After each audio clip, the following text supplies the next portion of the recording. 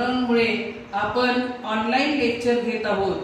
2020-21च्या शैक्षणिक धोरणानुसार इयत्ता 12वीच्या अभ्यासक्रमात 12 प्रकरणांचा समावेश आहे. त्यामधील आपण पहिले प्रकरण पाहणार आहोत. पहिले प्रकरण आहे युरोपातील प्रबोधन आणि विज्ञानाचा विकास. आता प्रबोधन म्हणजे नेमकं काय? तर प्रबोधन म्हणजे वैचारिक जागृती, नवविचारांची प्रेरणा आणि विविध क्षेत्रामध्ये झालेली प्रगती. त्यानंतर आपण प्रबोधन युग आणि त्याची व्याख्या पाहणार आहोत. या व्याख्येमध्ये युरोपमध्ये मध्ययुगाच्या अखेरच्या टप्प्यामध्ये प्रबोधन, त्याचप्रमाणे भौगोलिक शोध आणि धर्म सुधारणेची चळवळ या चळवळी घडून आल्या. या चळवळीमुळे आधुनिक युगाचा पाया घातला गेला. त्यानंतर आपण युरोपातील धर्मयुद्धे आणि त्याचे दूरगामी परिणाम पाहणार आहोत. जगाच्या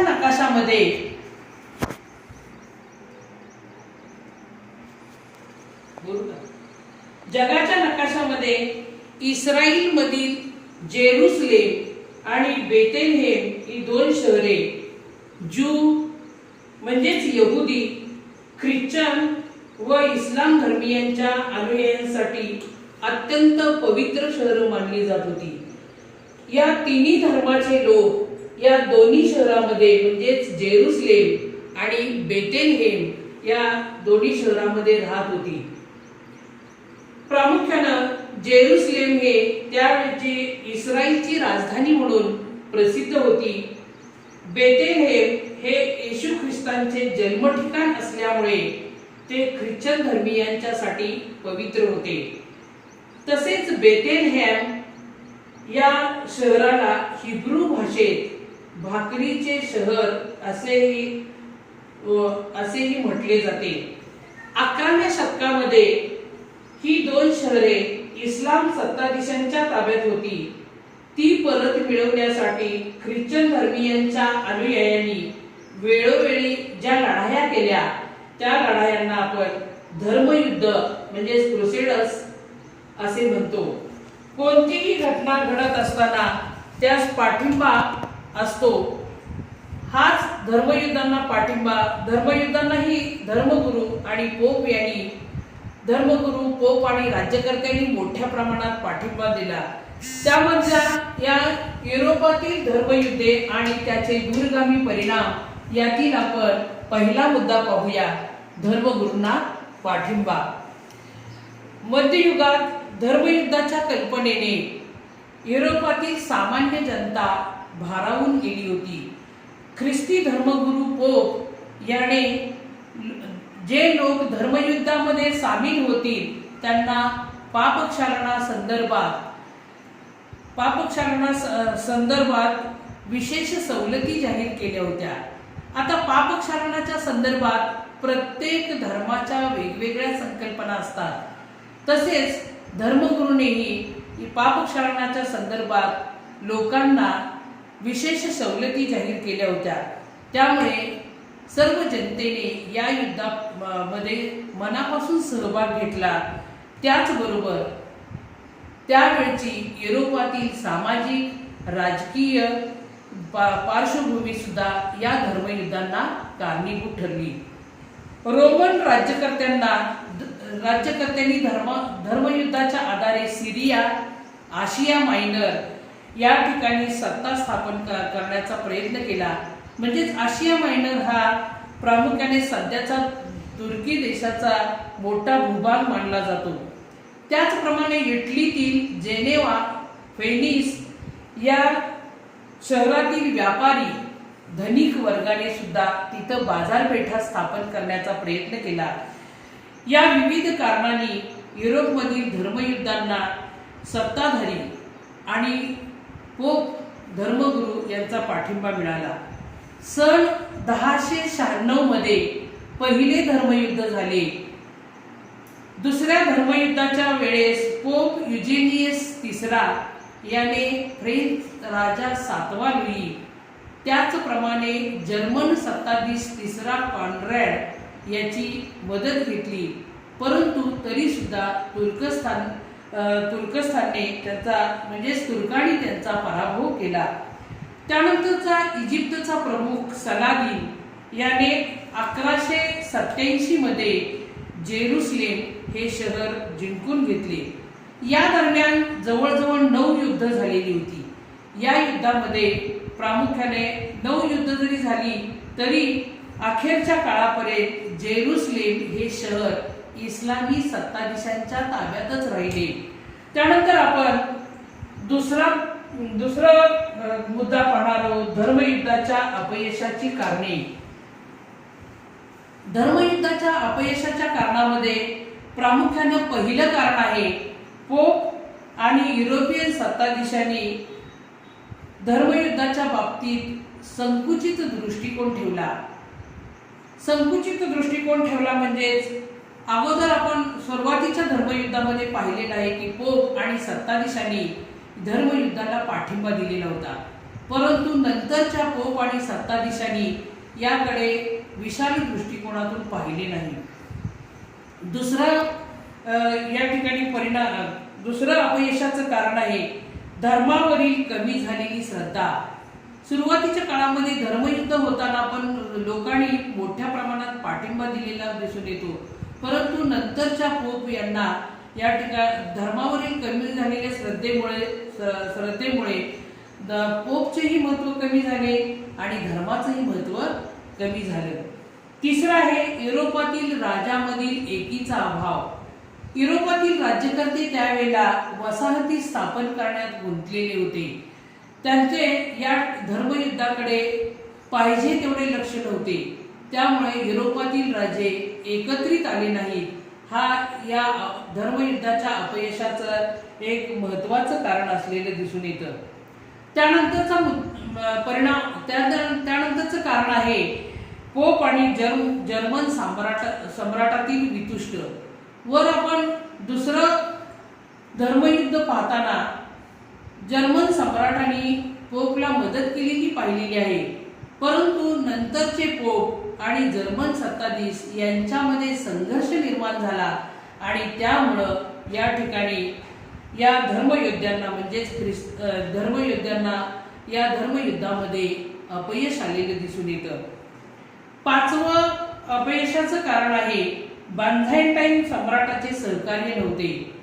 बायझँटाईन साम्राज्य हे पूर्वीच रोमन साम्राज्य म्हणून ओळखले जात होते.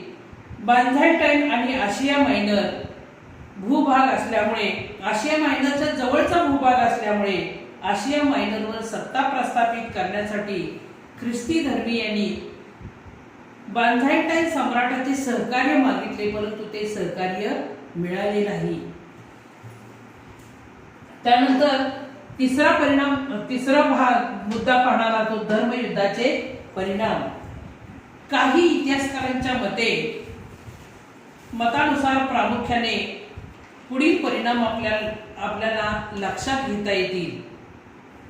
पहिला परिणाम आहे धर्मयुद्धामुळे सरंजामशाहीचा अस्त झाला.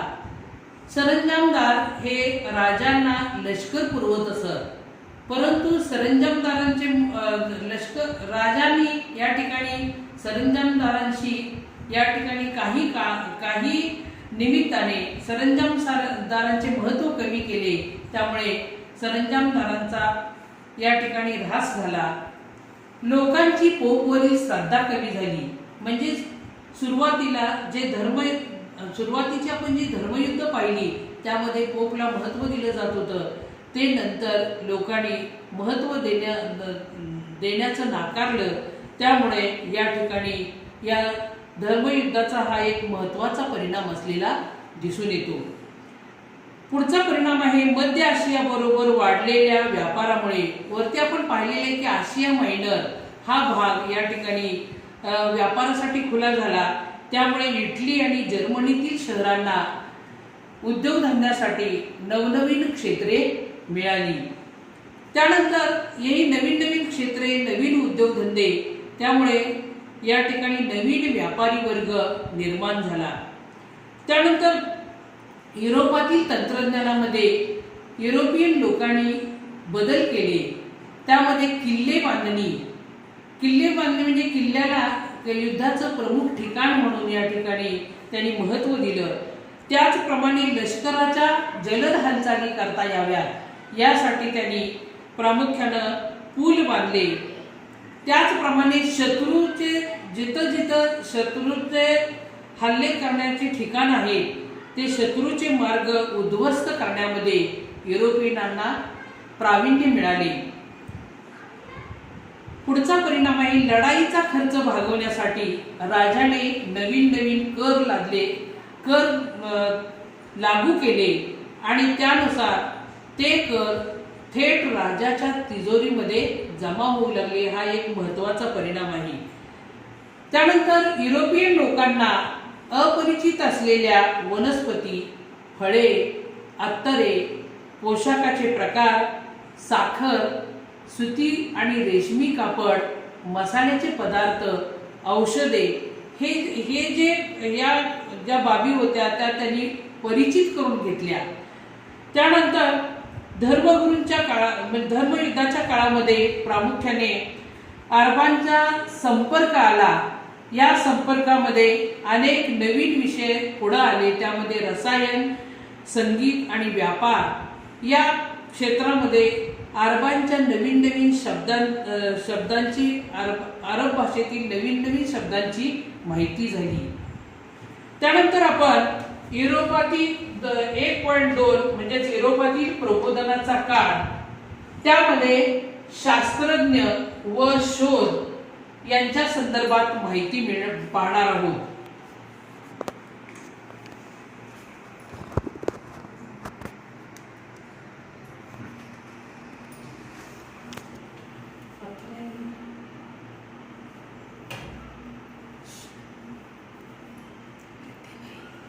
चौदावे शतक प्रबोधनाचा आरंभ काळ मानला जातो.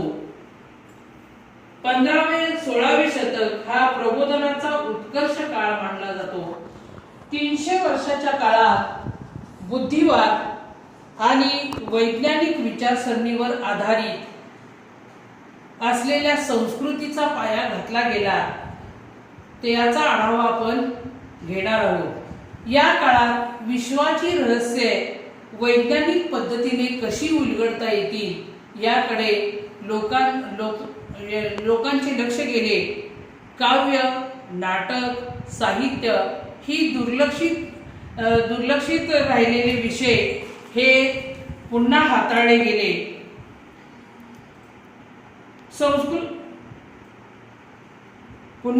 गेले. या काळात विश्वाची रहस्ये त्यामुळे उलगडली गेली. विज्ञानात नवे प्रयोग सुरू झाले. विश्वाच्या अस्तित्वाचा विचार करताना पूर्वी ईश्वर हा केंद्रबिंदू मानला जात होता. प्रबोधन काळात मानव हा विचारांचा केंद्रबिंदू मानला गेला आणि त्यालाच आपण मानवतावाद असे म्हणतो.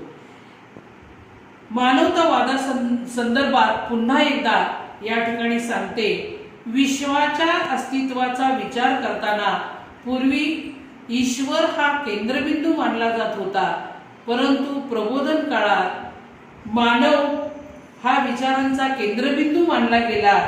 त्यालाच आपण मानवतावाद असे म्हणतो. या काळामध्ये धाडसी दर्यावर्दींनी खलाशांना दूरदूरचे प्रदेश प्रदेश शोधण्यासाठी युरोपियन राज्यकर्त्यांनी मोठ्या प्रमाणात प्रोत्साहन दिले, पाठिंबा दिला. आशिया आफ्रिका खंडातील बऱ्याच प्रदेशांचा त्यामुळे शोध लागला. खलाशांनी जे आपल्या गमन करत असताना ज्या वस्तू पाहिल्या त्यामध्ये त्या देशातील वनस्पती, फळे, फुले, झाडे, नवनवीन प्राणी, विविध शस्त्रास्त्रे ही आपल्या मायदेशी आणली. त्यानंतर शास्त्रज्ञ शोध पाहताना पहिला शास्त्रज्ञ आपण पाहणार आहोत, निकोलस कोपर्निकस.